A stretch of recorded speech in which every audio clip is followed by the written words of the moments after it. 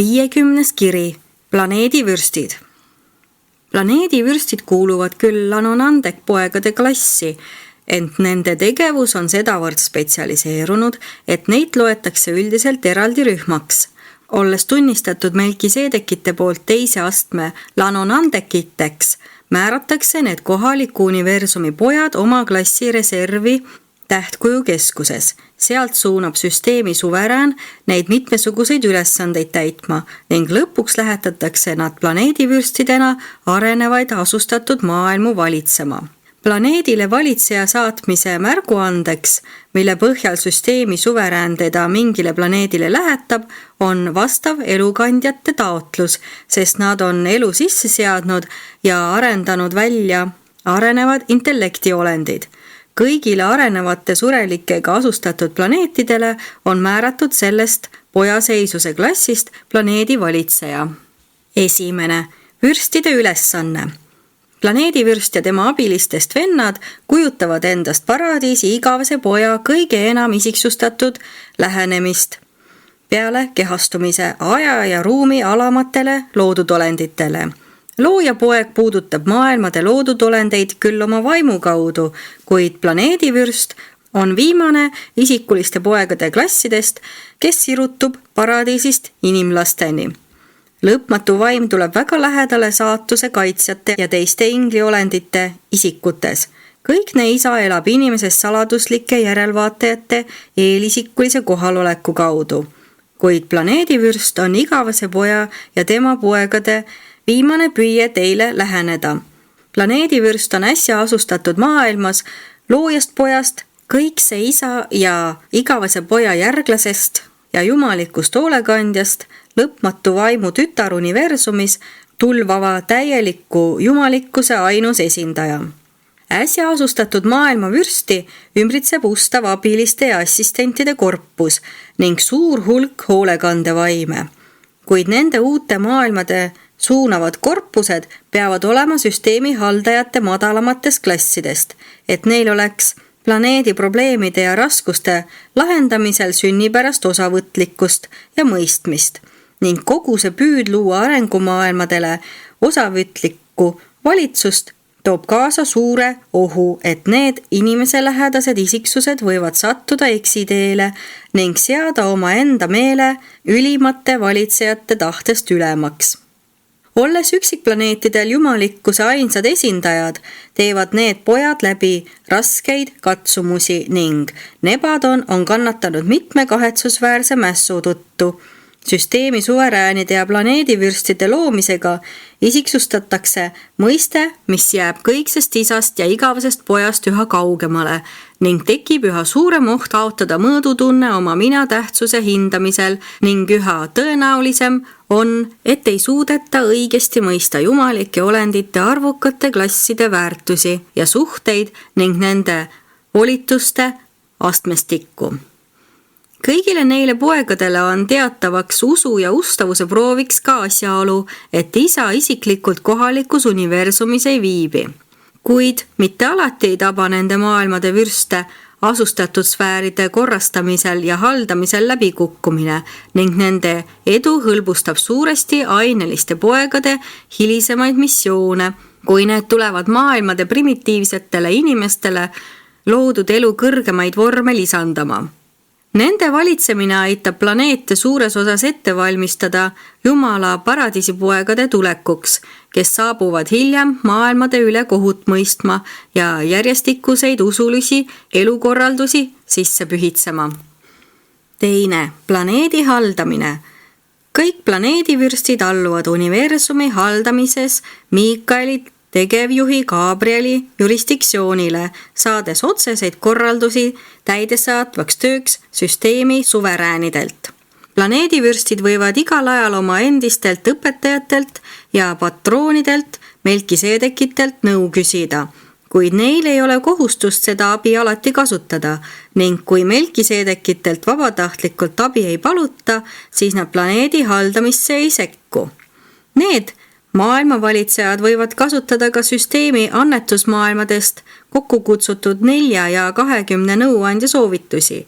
Sataanias on need nõuandjad praegu kõik kurant ja põliselanikud. ning ka Tähtkuju keskuses on analoogiline 70-liikmeline nõukogu, mis on samuti valitud maailmade arenevate olendite hulgast. Arenguplaneetide varastel ebastabiilsetel elujärkudel on valitsemiskord suures osas autokraatlik. Planeedivürstid moodustavad planeediabiliste korpuste liikmetest oma spetsiaalsed assistentide rühmad. Nad ümbritsevad end tavaliselt 12-liikmelise kõrgeima nõukoguga, mille liikmeid valitakse ja mis moodustatakse igas maailmas isemoodi. Planeedivürstil võib olla üks abiline või mitu abilist, ka nende oma pojaseisuse rühma 3. astmest ja mõnikord teatavates maailmades ka mõni oma klassist 2. astme lanonandekitest kaaslane. Kogu maailma valitseja kaaskond koosneb lõpmatu vaimu isiksustest ning teatavat liiki kõrgematest arenguolenditest ja teiste maailmade tõususurelikest. See isikkond on keskmiselt ligikaudu 1000-liikmeline ning kui planeet arengus edasi jõuab, võidakse seda abiliste korpust suurendada 100 000 liikmeni või enamgi.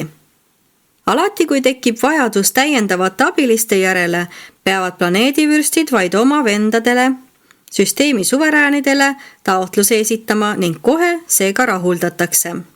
Planeedid on oma olemuselt ja elu ning halduskorralduse poolest erinevad, kuid kõigil neil on õiguse mõistmiseks oma kohtud.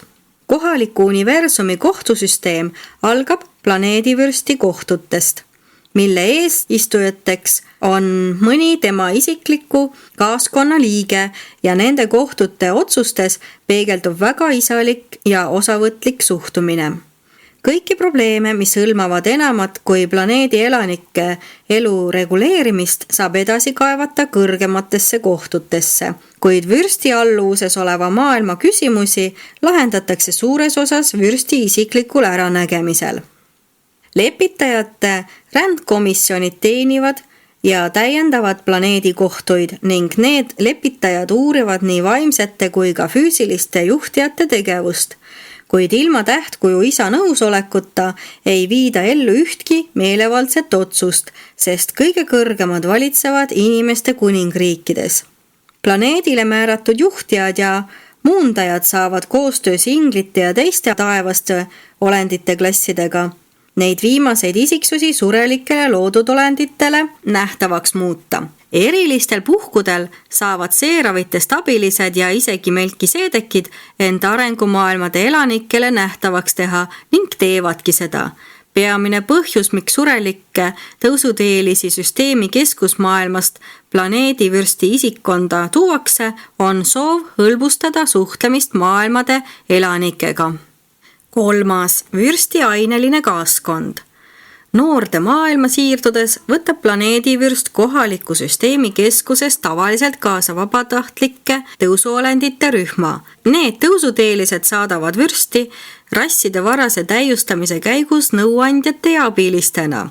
See aineliste abiliste korpus on vürsti ja maailma rasside vaheline ühenduslüli.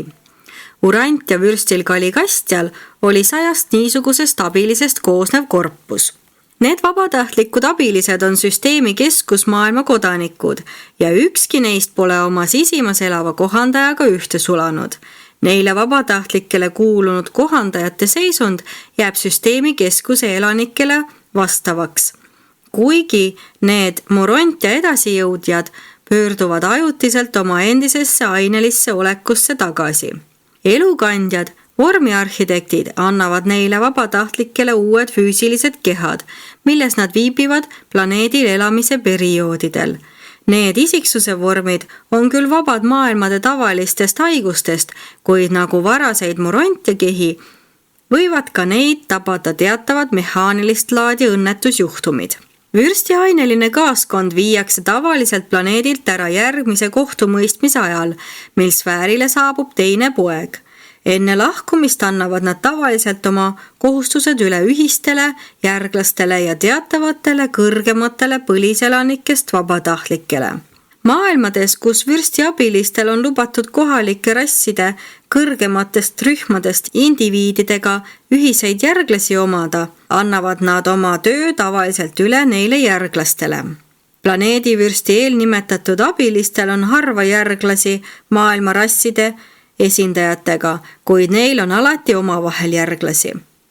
Neist liitudes sünnib 2 liiki olendeid, esmaseid keskteelisi ja teatavaid kõrgemat tüüpi ainelisi olendeid, kes jäävad vürsti kaaskonda pärast nende vanemate lahkumist planeedilt Aadama ja Eeva saabumise ajal. Neil lastel on surelike rassidega järglasi üksnes teatavates eriolukordades ning ka siis vaid planeedivürsti korralduse alusel. Sellisel juhul on nende lastel, ainelise kaaskonna lapselastel, oma aja ja põlvkonna kõrgemate rasside staatus. Kõigil neil planeedivürsti poolaineliste abiliste järglastel elab sisimas kohandaja.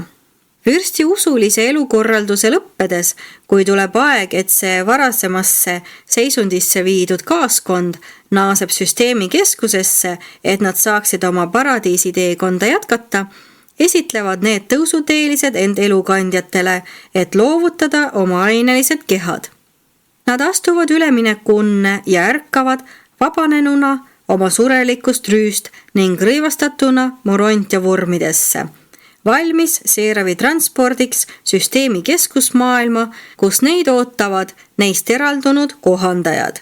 Nad on terve usulise elukorralduse võrra oma Jerusemi rühmast maha jäänud, kuid on omandanud ainulaadse ja erakordse kogemuse haruldase peatüki tõususureliku elujärgus. 4. Planeedi keskused ja koolid. Vürsti aineline kaaskond moodustab juba varakult planeetidel koolid ja kultuuriasutused, kus õpetatakse arengurasside parimaid esindajaid, kes seejärel lähetatakse neid parimaid elamisviise oma rahvale õpetama. Need vürstikoolid asuvad planeedi ainelises keskuses. Selle keskuslinna asutamisega seotud füüsilise töö teeb suures osas ära aineline kaaskond. Need planeedivürsti varajaste aegade keskuslinnad ehk asulad on hoopis teistsugused, kui urant ja surelik võiks ette kujutada. Võrreldes hilisemate ajastutega on need lihtsad, neile on iseloomulikud mineraalidest valmistatud kaunistused ja suhteliselt arenenud ainelised ehitised. Ja kõik see on vastupidine võrreldes Aadama keskusaia ümber koonduva süsteemiga, kust universumi poegade teise usulise elukorralduse ajal lähtub nende töö rasside heaks. Teie maailma keskusasulas anti igale inimasustusele piisavalt maad. Kuigi kaugel asuvad suguharud jätkasid jahipidamist ja korilust, olid vürstikoolide õpilased ja õpetajad kõik põllupidajad ja taimekasvatajad. Aeg jagunes ligikaudu võrdselt järgmiste tegevuste vahel. Esiteks, füüsiline töö, maaviljelus koos kodude ehitamise ja kaunistamisega. Teiseks, ühiskondlik tegevus, näitemängud ja kultuuritöörühmad. Kolmandaks, õppepraktika, individuaalõppe koos pere- ja rühmaõppega, lisaks erialased rühmad. 4. Kutseõpe, abielu- ja kodumajanduskoolid, kunsti- ja käsitöökoolid ja õpetajate koolid, ilmalikud, kultuuri- ja usukoolid. 5. Vaimne kultuur, õpetajate vennaskond, laste- ja noorterühmade valgustus ja põliselanike seast vastu võetud laste koolitamine oma rahvale missionärideks. Planeedivürst ei ole surelikele nähtav. Usk, et teda esindavad kaaskonna poolainelised olendid, on usklikkuse proovikivi. Kuid need kultuuri- ja õppeasutused on iga planeedi vajadustega hästi kohandatud ja peagi kujuneb inimrasside seas neisse erinevatesse õppeasutustesse pääsemiseks pingeline ja kiiduväärt konkurents.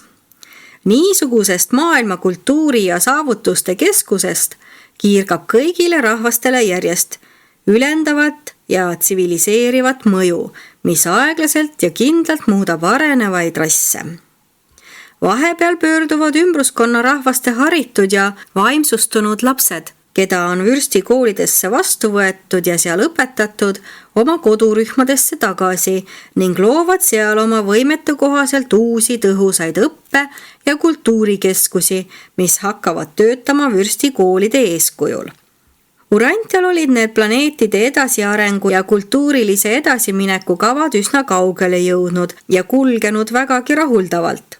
Kui kogu see ettevõtmine üsna äkki ja väga kuulsusetult lõppes Kaligastja ühinemise tõttu Lutsiferi mässuga. Minu jaoks oli teadasaamine ühe minu enda pojaseisusklassi esindaja Kaligastja räigest reetlikkusest üks selle mässu sügavalt šokeerivad episoode. Kaligastja oli külmalt kaalutledes ja pahatahtlikult ette kavatsedes kogu Urantial koolides toimunud õppetööd süstemaatiliselt eksiteele viinud ja õpetust mürgitanud. Need koolid hävisid kiiresti ja täielikult. Paljud tõusuteelised vürsti materialiseerunud kaaskonnast jäid ustavaks ning lõid Kaligastja ridadest lahku. Neile lojaalseks jäänutele olid toeks Urant ja Melkiseedekitest hooldajad ja hilisematel aegadel tegid nende järglased palju ära planeedi tõe ja õigluse mõistete alalhoidmiseks. Nende ustavate evangelistide tegevus aitas ära hoida vaimse tõe täielikku kustumist Urantial. Need vaprad hinged koos oma järglastega hoidsid elus teadmise isa valitsemisest ja säilitasid maailma rasside jaoks arusaama, et planeedil järgnevad üksteisele jumalike poegade eri klasside usulised elukorraldused. 5. Arenev tsivilisatsioon. Asustatud maailmade ustavad vürstid on alaliselt kinnistatud nende planeetide juurde, kuhu nad algselt on määratud. Paradiisipojad ja nende usulised elukorraldused võivad tulla ja minna, kuid edukas planeedivürst jätkab oma maailma valitsemist. Tema töö on kõrgemate poegade ülesannetest täiesti sõltumatu ning suunatud tsivilisatsiooni arengu edendamisele planeedil. Vaevalt on olemas 2 planeeti, kus tsivilisatsiooni progress toimuks ühtemoodi. Suurelike evolutsioon on arvukates maailmades üksikasjade poolest väga erinev. Vaatamata neile planeedi arengu paljudele füüsilistele, intellektuaalsetele ja sotsiaalsetele erisustele kulgeb kõigi arengusfääride elu teatavates kindlaks määratud suundades. Planeedivürsti heasoovliku valitsuse all, mida täiendavad ainelised pojad ja jagavad etappideks paradiisipoegade perioodilised missioonid, läbivad keskmise aja ja ruumi maailma surelikud rassid järgemööda 7 arenguepohhi. Esiteks, toitumisepohh. Inimeseelseid loodudolendeid ja esimesi primitiivseid inimrasse huvitavad põhiliselt toiduprobleemid. Need arenevad olendid veedavad ärkveloleku tunde kas toiduotsingul või võideldes, kas rünnates või ennast kaitstes. Nende hilisema tsivilisatsiooni varajaste eelkäijate meeltes on toiduotsingud kõige tähtsamal kohal. Teiseks, turvalisuse ajastu. Niipea kui primitiivsel kütil jääb toiduotsingutest aega üle, kasutab ta seda vaba aega oma turvalisuse kindlustamiseks. Üha enam pühendatakse tähelepanu sõjapidamisviisidele, kindlustatakse kodusid ja tihendatakse sugukondade ühtekuuluvust, sisendades ühist hirmu ning viha võõraste rühmade vastu. Enese alahoiutung järgneb alati enese ülapidamistungile. 3. Ainelise mugavuse ajastu. Kui toiduprobleemid on osaliselt lahendatud ja teatav turvalisuse aste saavutatud, siis kasutatakse lisanduvat vaba aega isikliku mugavuse edendamiseks. Luksus ja vajadus võistlevad omavahel keskse koha eest inimtegevuses. Seda ajastut iseloomustavad liigagi sageli türannia, sallimatus, aplus ja joomarlus. Rasside nõrgemad elemendid kalduvad liialdustesse ja julmusesse. Tsivilisatsiooni edasi arenedes allutatakse need naudinguid otsivad nõrgad järk-järgult tugevamatele ja tõtt armastavatele elementidele. 4. Püüd teadmiste ja tarkuse poole. Toit, turvalisus, naudingud ja vaba aeg on kultuuri arengu ja teadmiste leviku aluseks. Püüd teadmisi rakendada annab tulemuseks tarkuse. ja kui kultuur on õppinud oma kogemustest kasu saama ning nende varal täiustuma, ongi tsivilisatsioon saavutatud. Toit, turvalisus ja aineline mugavus on ühiskonnas veel ülekaalus, kuid paljud perspektiivitundega indiviidid janunevad teadmiste ja tarkuse järele. Igale lapsele antakse võimalus praktilise tegevuse käigus õppida. Nende ajastute juhtsõnaks on haridus. 5. Filosoofia ja vendluse epoh. Kui surelikud õpivad mõtlema ja kogemustest kasu lõikama, hakkavad nad filosofeerima, endamisi arutlema ja subjektiivseid otsuseid tegema. Selle ajastu ühiskond muutub eetiliseks ning selle ajastu surelikud saavad tõeliselt kõlbelisteks olenditeks. Targad moraalsed olendid suudavad niisuguses edenevas maailmas luua inimeste vahel vendluse. Eetilised ja kõlbelised olendid võivad õppida elama kuldreegli järgi. 6. Vaimsete püüdluste ajastu. Kui arenevad surelikud on läbinud füüsilise, intellektuaalse ja sotsiaalse arenguetapi, jõuavad nad varem või hiljem selliste isikliku kaemuse tasemeteni, mis ajendavad neid otsima vaimselt rahuldust ja kosmilist arusaamist. Usk on see, mis hirmu ja eelarvamuste emotsionaalsetelt tasanditelt viib lõpuks kosmilise tarkuse ja isikliku vaimse kogemuse kõrgetele astmetele. Haridus innustab tähendusi mõistma ja kultuur püüab haarata kosmilisi suhteid ning tõelisi väärtusi. Need arenevad surelikud on tõeliselt kultuursed, ehtsalt haritud ja erakordselt Jumalat tundvad. 7. Valguse ja eluajastu. Sel ajal toimub üksteisele järgnenud füüsilise turvalisuse, intellektuaalse avardumise, sotsiaalse kultuuri ja vaimsete saavutuste ajastute õitseng. Nüüd need inimsaavutused segunevad, ühinevad ja koordineeruvad kosmilises ühtsuses ja isetus teenimises. Piiritletud olemust ja ainelisi eeldusi arvestades ei ole aja ja ruumi stabiilsete maailmade edasijõudvate põlvkondade arenguvõimalustel mingeid piire. Oma sfääridel läbi maailma ajaloo järgnevate usuliste elukorralduste ja planeedi progressi järjestikuste epohhide teeninud planeedivürstid ülendatakse valguse ja eluajastu sissepühitsemisel planeedi suveräänideks. 6. Planeedi kultuur. Urantja isoleerituse tõttu ei ole teie Sataania naabrite elu ja keskkonna paljusid üksikasju võimalik tutvustada. Nende kirjeldamist piirab planeedi karantiin ja süsteemi isoleeritus.